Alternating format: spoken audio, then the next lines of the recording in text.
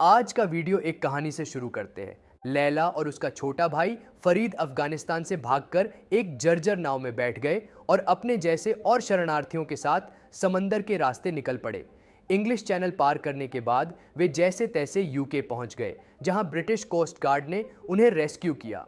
अभी वे थोड़े होपफुल हुए ही थे कि तभी उनके साथ कुछ ऐसा हुआ जिससे नए देश में वे और ज्यादा कंफ्यूज हो गए। दरअसल उन्हें एक स्टेरिल सुविधा में भेज दिया गया।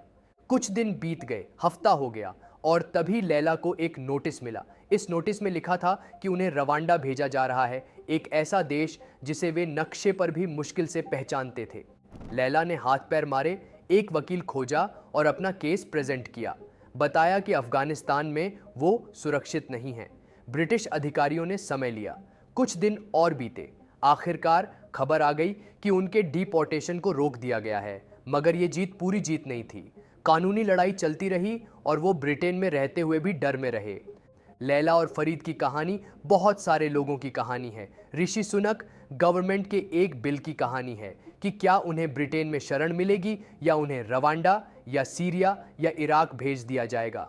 हेलो, नमस्ते, मेरा नाम है वरुण अंबानी और आप देख रहे हैं वर्ल्ड अफेयर्स। दोस्तों, दुनिया के लगभग हर देश में इमिग्रेशन या माइग्रेशन एक मुद्दा है। या तो लोग देश छोड़कर दूसरे देश जा रहे हैं या दूसरे देशों से किसी देश आ रहे हैं। देश की इकोनॉमी अच्छी हो, स्टैंडर्ड ऑफ लिविंग हो, सिक्योरिटी हो, जॉब अपॉर्चुनिटीज़ हो तो लोग जाते आते रहेंगे। ब्रिटेन कोई एक्सेप्शन नहीं है। हर साल सैकड़ों हज़ारों लोग ब्रिटेन में रहने के लिए, काम या पढ़ाई के लिए जाते हैं। यूके के ऑफिस फॉर नेशनल स्टैटिस्टिक्स के लेटेस्ट आंकड़े बताते हैं कि केवल जून 2022 से जून 2023 तक लगभग 1.2 मिलियन लोग यूके गए हैं और करीब 5,08,000 लोग वहां से निकले हैं।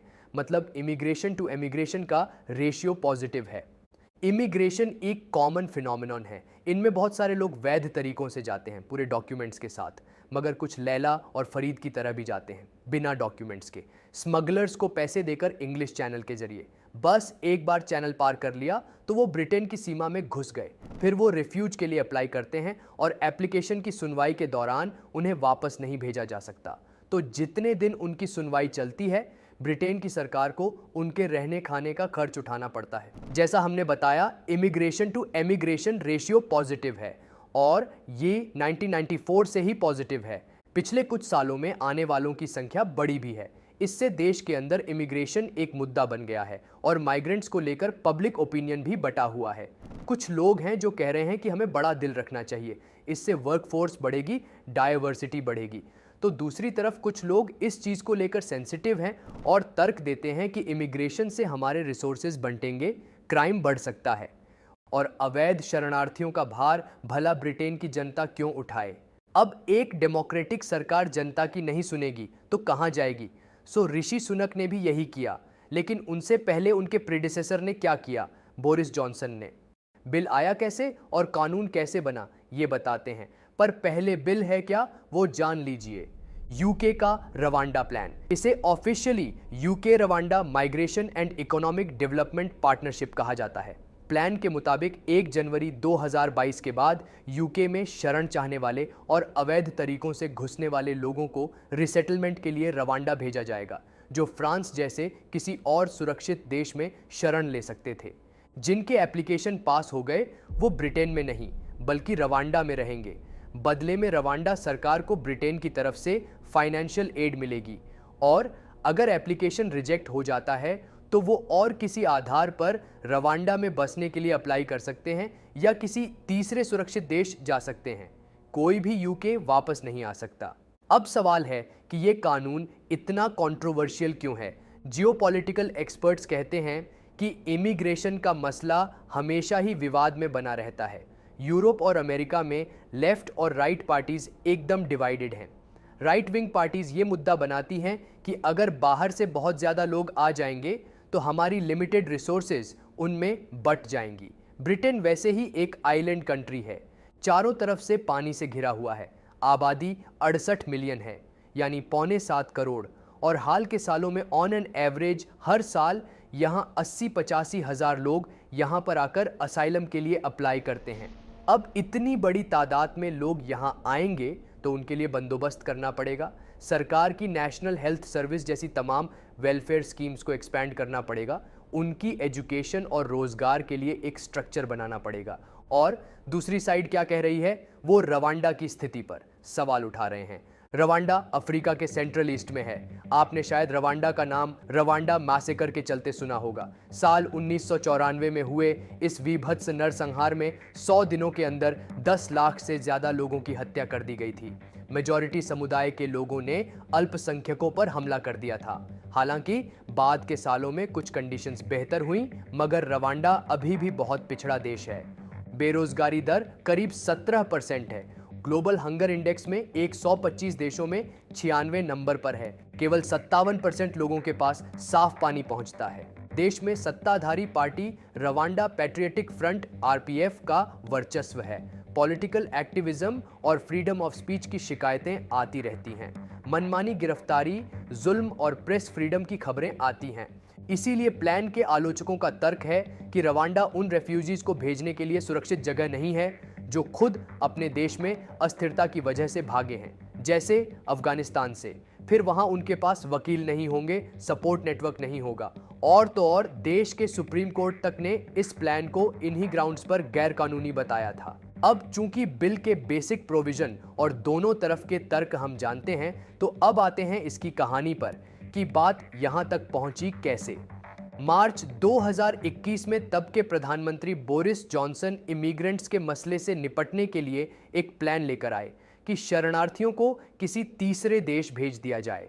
तब किसी देश का नाम फाइनल नहीं था। 2 महीने बाद UN high commissioner for refugees ने इस प्लान का विरोध किया। उनका कहना था कि ब्रिटेन 1951 के रेफ्यूजी कन्वेंशन के संस्थापक देशों में से है और ब्रिटिश सरकार का प्लान कन्वेंशन के खिलाफ है। ब्रीफ में कन्वेंशन के बारे में जान लेते हैं, फिर आगे चलेंगे। 1951 रेफ्यूजी कन्वेंशन या 28 जुलाई 1951 का जिनेवा कन्वेंशन दूसरे वर्ल्ड वॉर के बाद इसे बनाया गया था। ये एक इंटरनेशनल ट्रीटी है जो डिफाइन करती है कि रेफ्यूजी कौन है और उनके अधिकार क्या हैं। जो देश उन्हें शरण दे रहे हैं उनकी जिम्मेदारी क्या है। तो कौन है रेफ्यूजी? कन्वेंशन के हिसाब से कोई भी ऐसा इंसान जो जाति, धर्म, राष्ट्रीयता, पॉलिटिकल ओपिनियन या किसी खास सोशल ग्रुप के होने की वजह से ऑप्रेस्ड हो और डर के मारे अपने देश से भाग आया हो। हाँ, किसी वॉर क्रिमिनल या संगीन अपराध के दोषी को रेफ्यूजी का दर्जा नहीं मिल सकता। अब जो देश कन्वेंशन के साथ हैं, ब्रिटेन तो फाउंडिंग मेंबर ही है, उनकी क्या जिम्मेदारी होती है? पहली तो ये कि अगर आपके देश में शरण के लिए कोई आया है तो उन्हें खाना, घर और शिक्षा का अधिकार दिया जाए। दूसरा कि किसी शरणार्थी को ऐसे देश में न भेजा जाए जहां उसकी जान या आज़ादी पर खतरा हो। वापस टाइमलाइन पर आइए। अब यूएन की रेफ्यूजी एजेंसी ने तो ऑब्जेक्शन किया, मगर बोरिस जॉनसन गवर्नमेंट मन बना चुकी थी। अप्रैल 2022 में 2 बड़ी घटनाएं हुई। पहला, एक बिल जो बाद में चलकर कानून बन गया, और दूसरी एक डील। कौन सा बिल? ब्रिटेन की तब की गृह मंत्री प्रीति पटेल ने जुलाई 2021 में संसद में नेशनैलिटी एंड बॉर्डर्स बिल पेश किया। इसके तहत बिना वीजा के ब्रिटेन में एंट्री को अपराध बना दिया गया। जो पकड़ा गया सीधा गृह मंत्रालय डील करेगा। डिटेन भी हो सकते हैं और डिपोर्ट भी। इसी बिल में जो बाद में कानून बना, एक और प्रस्ताव था कि ब्रिटेन में शरण के लिए जो भी अप्लाई करे उसे किसी तीसरे देश में शिफ्ट किया जा सकता है। ये कानून बना अप्रैल 2022 में, और उसी महीने ब्रिटेन ने रवांडा के साथ 5 साल के लिए एक डील साइन की कि रवांडा की सरकार ब्रिटेन में शरण चाहने वाले कुछ लोगों को अपने देश में जगह दे। ब्रिटिश सरकार ने अपने इस कदम को एकदम ऐतिहासिक बताया। कहा कि इससे अनगिनत जिंदगियां बचेंगी। डील ये थी कि बिना डॉक्यूमेंट्स के ट्रकों या नावों में आने वाले रेफ्यूजीज को 6400 किलोमीटर दूर रवांडा भेज दिया जाएगा। वहां पहुंचने के बाद इवैल्यूएट करके उनके रहने का इंतजाम किया जाएगा। उन्हें जॉब्स के लिए ट्रेन किया जाएगा। उनके हेल्थ केयर और खाने पीने का इंतजाम भी किया जाएगा। और इसका पैसा कौन देगा? ब्रिटिश सरकार। उन्होंने रवांडा सरकार को लाखों पाउंड दिए। जून 2022 की 14 तारीख को सरकार ने तैयारी की थी कि कुछ इमिग्रेंट्स को रवांडा भेज दिया जाए। बाकायदा चार्टर प्लेन तक मंगवा लिया था। लेकिन पहली फ्लाइट में भेजे जा रहे 130 लोगों में से कुछ लोगों ने European court of human rights (ECHR) में केस किया हुआ था। ECHR क्या है? यूरोपियन कंट्रीज में मानवाधिकार के मसलों पर सुनवाई करती है। ब्रिटेन भी इसका सिग्नेटरी है। उन्होंने फ्लाइट की उड़ान से कुछ मिनट पहले ब्रिटिश सरकार का फैसला पलट दिया और फ्लाइट रोक दी, और उनके इस फैसले के बाद यह प्लान बैकग्राउंड में चला गया। इस समय देश में पॉलिटिकल टर्मोइल भी चल रहा था। सितंबर 2022 में पार्टीगेट स्कैंडल में नाम आने की वजह से जॉनसन को इस्तीफा देना पड़ा। उनके बाद लिज ट्रस प्रधानमंत्री बनी, मगर उनकी नीतियों की वजह से इकोनॉमी बहुत खराब हो गई, सो वो भी 1.5 महीने ही रही। फिर ऋषि सुनक प्रधानमंत्री बने और सुनक ने पीएम बनते ही ब्रिटेन की जनता से 5 वादे किए। उनका पूरा जोर इकोनॉमी को सुधारने पर था, और इनमें से एक वादा था अवैध प्रवासियों की समस्या सुलझाना। उन्होंने स्टॉप द बोट नाम का एक कैंपेन चलाया। यहाँ वो उन बोट्स की बात कर रहे थे जो इंग्लिश चैनल के रास्ते आती हैं। ऋषि सुनक अक्टूबर 2022 में प्रधानमंत्री बने और मात्र 6 महीने में इलीगल माइग्रेशन बिल पेश कर दिया। जुलाई 2023 में ये बिल कानून बन गया। इसके मुताबिक इलीगल इमिग्रेंट्स से सीधे गृह मंत्रालय डील करेगा, और वैध कौन है, अवैध कौन है, वो भी वही तय करेंगे। सरकार को एक और अधिकार मिला कि वो इमिग्रेंट्स को वापस उनके देश या किसी तीसरे सुरक्षित देश भेज सकते हैं। मगर सब कुछ सुनक के फेवर में नहीं था। इस रवांडा प्लान को ब्रिटेन की अलग अलग अदालतों में चुनौती दी गई। एक केस सुप्रीम कोर्ट भी पहुंचा। नवंबर 2023 में यूके की सुप्रीम कोर्ट ने सर्वसम्मति से फैसला सुनाया कि रवांडा प्लान गैर कानूनी है। कहा कि जो असल शरणार्थी हैं, जो वाकई मजबूर हैं, उन्हें तो अपने देश वापस भेजा नहीं जा सकता, और रवांडा उनके लिए सुरक्षित नहीं है। ये सुनक सरकार के लिए बड़ा सेटबैक था, लेकिन वो डटे रहे। कोर्ट का मेन ऑब्जेक्शन था कि रवांडा सुरक्षित देश नहीं है। तो सुप्रीम कोर्ट के फैसले के बाद यूके ने रवांडा सरकार के साथ एक नया समझौता किया। समझौते के अगले ही दिन नया बिल लेकर आ गई, सेफ्टी ऑफ रवांडा बिल। इसमें रवांडा को आधिकारिक तौर पर सुरक्षित देश का दर्जा देने का प्रस्ताव था। दोनों सदनों में भरपूर बहस के बाद बीते महीने 22 अप्रैल 2024 को यह बिल ब्रिटेन की संसद में पास हो गया। 23 अप्रैल को ब्रिटेन के राजा किंग चार्ल्स तृतीय की मंजूरी के बाद बिल कानून बन गया। मतलब अब ब्रिटेन की अदालत में कोई ये दलील नहीं दे सकता कि रवांडा एक असुरक्षित देश है। ऋषि सुनक अपने ही सुप्रीम कोर्ट के फैसले के अगेंस्ट गए। कुछ लोगों ने इस कदम को डेस्परेट कहा, लेकिन इसके लिए ये समझना जरूरी है कि ब्रिटिश सरकार ने ऐसा किया क्यों। हमने पहले भी बताया कि पिछले कुछ सालों में इमिग्रेंट्स की संख्या बढ़ी है, खासतौर पर इलीगल इमिग्रेंट्स की। 2020 में जो नंबर 10,000 भी नहीं था और 2018 में जो 300 भी नहीं था, वो 2022 में 45,700 तक पहुंच गया। ये वो लोग हैं जो बिना वीज़ा, बिना कागज़, इंग्लिश चैनल से छोटी छोटी नावों में भरकर यूके आए। 1 लाख से ज़्यादा असाइलम एप्लीकेशन अभी भी पेंडिंग हैं। दूसरा पॉइंट, ब्रिटेन की इकोनॉमी। ब्रेग्जिट के बाद से यूके की इकोनॉमी खस्ताहाल है। बेसिक नीड्स के भी लाले हैं। कम से कम 1.13 करोड़ लोग, आबादी का 14%, फूड इनसिक्योरिटी के जोखिम पर है।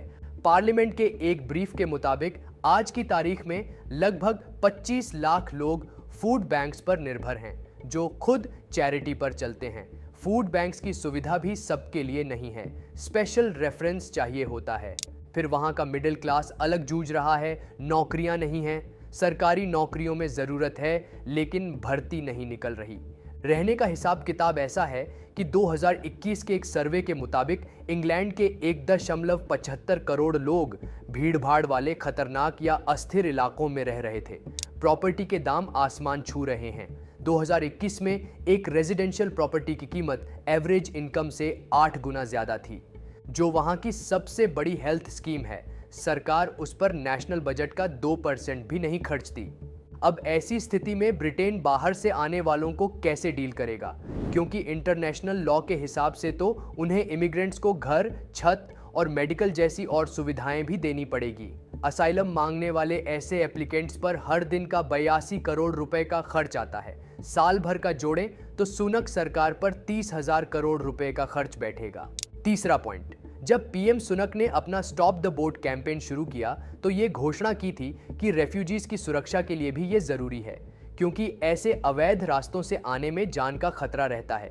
कई जाने गई भी हैं, कुछ ह्यूमन ट्रैफिकिंग की भी रिपोर्ट्स है। इससे ये सब बंद हो जाएगा।